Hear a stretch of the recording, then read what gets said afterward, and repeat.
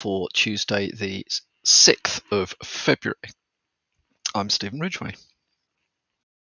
QNAP has patched high severity vulnerabilities in QTS, QSync, and QSync Central. So there are patches for around 24 vulnerabilities across its products that have been recently released. Two high severity flaws that can lead to command execution are CVE 2023-45025 and CVE 2023-39297. They are both described as operating system command injection flaws, and they impact QTS versions 5.1.x and 4.5.x. QUTS hero versions H5.1 and H4.5 and oh lord, QUTS Cloud version 5.x. So basically, if you're using any of these products, regardless of whether I can pronounce them properly or not, I can laugh with a company name like mine. There we go. But if you are using any of those products or with any of those versions, recommend that you have a look at this article in Security Week, which then links out to the Security Advisories page on the QNAP website.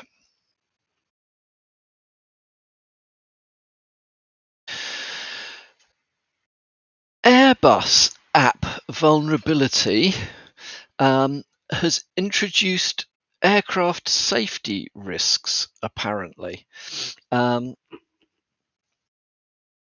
It is or has been shown that hacking an Airbus suite of applications for what's called a pilot electronic flight bag, could have posed risks to aircraft safety. So a report from Pentest Partners, as reported in Security Week again, it is concerning.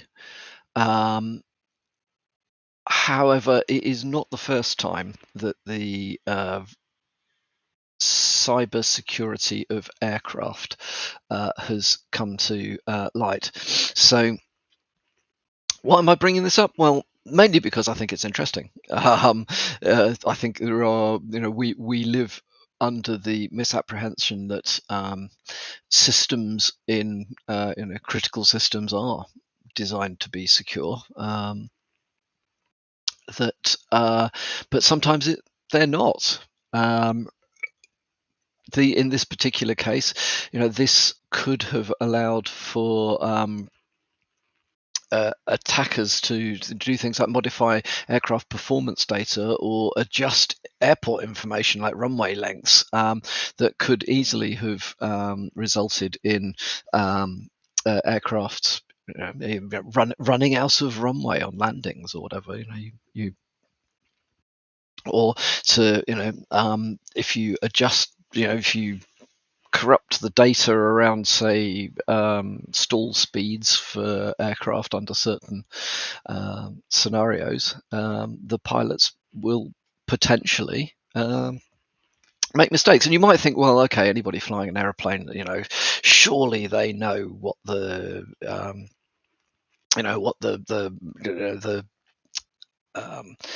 right angles of takeoff and departure are, and what the speeds need to be, and the stall speeds, and this, that, and the other. But there are lots and lots of examples, especially around smaller aircraft. But in theory, the same risk applies to large commercial airlines as well. There are lots of examples where pilots have made mistakes around those sorts of things. And if the information that they're working off is not correct, then they haven't got a hope. in that sense of being able to go back and check and getting it right. So we need to watch out for this kind of stuff. But yeah, interesting read. What can you do about it? Well, don't fly, don't know, not much else. So finally from me today is something that I found quite interesting. And it's almost in that category of, are you serious? Really? Um, Unfortunately, the only link I could find to this is behind a potential paywall from the Telegraph. But basically, deepfake video call tricks finance worker out of £20 million. So apparently, scammers have created AI copies of colleagues to convince a Hong Kong worker into transferring funds. The finance worker was tricked into paying £20 million to scammers by these deepfake video call. It is, I guess, in the same arena as corporate email takeover.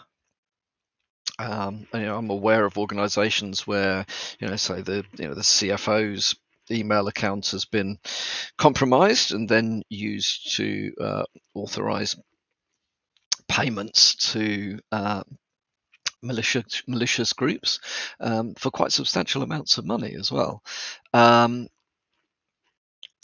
It is interesting now that deep fake videos are, at least we think of them as being so convincing you can't really tell the difference. Well, I'm not sure. I think that's possibly because we haven't quite got we haven't learnt yet how to identify these things. If you take, for example, cinema green screen technology, when it was new, people thought it was really, really amazing. These special effects were so realistic, and if you look at it now, and like the people have got little green borders around them and things in the films. Early CGI was like, wow, this blows you away. Well, no, actually, it looks a bit like a cartoon. So, whilst I think as the technology moves forward, people are tricked by it more easily than they are after they've been exposed to it for a while. However, deepfake representations of real people are now a thing. There are plenty of websites that you can find. A Google search will find you these. You don't need to go delving into nasty parts of the net for them. The fact that scammers could actually use deep fakes in a video call does surprise me. Are they really that? Are the deep fakes really that good now? I don't know. Perhaps there's, I don't know, maybe there are other factors at play here. I mean, certainly I would and have encouraged, if not enforced, people that have worked in my departments over the years to actually authenticate who they're talking to before they'll take actions. The old scam of phoning up the help desk, claiming to be the CEO, needing to get their password reset immediately. It takes quite a brave help desk analyst to say, I'm sorry, I need to get some authentication from you before I can do that. It also takes an organization, like it takes a chain of command that will stand firmly behind the analyst under those circumstances. And yeah, I have been on the beating end of the stick over those sorts of things, but I'll stand by what my lot were asked to do because it is a real issue. Well, this is kind of a video version of the same thing. Wow, interesting stuff. So if you are on a Zoom call or a video call, be aware. The people that you're talking to may not be real. They may be AI copies of people. So now we're going to get all suspicious about who we're actually seeing on these calls.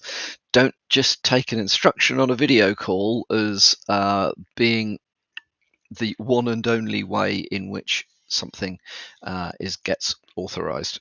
Always follow up with especially if you're about to transfer millions of pounds.